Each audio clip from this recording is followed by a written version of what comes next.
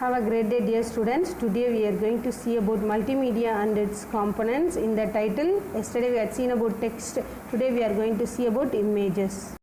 Next topic we are going to see about images. Images are generated by computer in two ways, raster images and vector images. Raster images are otherwise called as bitmap images. Bitmap images are very small images. Common form of storing images in computer is in the format of bitmap, and each cell is called as a pixel, and tiny dots are called pixels that forms a raster image or bitmap images. Each pixel consists of two or more colors based on how much data in bits. Based on how much data in bits is used to determine the number of colors. So 1 bit is equal to 2 colors, 4 bit means 16 colors, and 8 bit means 256 colors, and so on. Next topic we are going to see about vector images. So, what is vector images? The drawing elements or objects such as lines, rectangles, circles, and so on to create an images are based on the vector images. These advantages of vector images is relatively it occupies small amount of memory. So, only less amount of memory is needed to store this kind of images.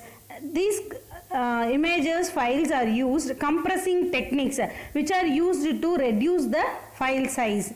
So here what are the compressing formats they are using? Now these files are stored in the format of GIF, TIFF and JPG. These are all the formats which are used to store the vector images. Next topic we are going to see is animation. Animation is a process of displaying the still images so quickly so that they give the impression of continuous movement. Suppose a still image we are taking without any movement, we are just making into number of copies of images, and we are just by scrolling or giving effect to that image we can, or moving the images so quickly, it will give the impression of movement. We all played in a book by draw the images in a book, and we are just moving. By moving we can see that animation, whether the ball is moving, a man is running. So here the animation is based on the numerical transformation or movement of the image along its path. So the animation is calculated by their frames. So in videos or in while the ball is moving from first frame to last frame, we keep number of frames in between. So here while we are moving, next 16 frames of animation will give us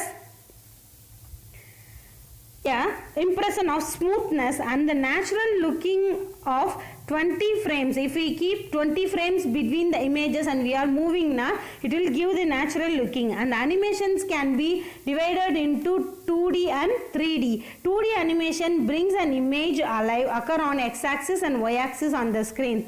And the 3D animation occurs on 3 axes, x-axis, y-axis and z-axis. That is why in picture you can see x, y, and the shadow of the portion is considered as an z-axis. Next, animation is divided into two types of path animation, frame animation. In path animation, the background remain constant and the object before the background got movement. So what is path animation? It is involved moving an object on the screen in constant background.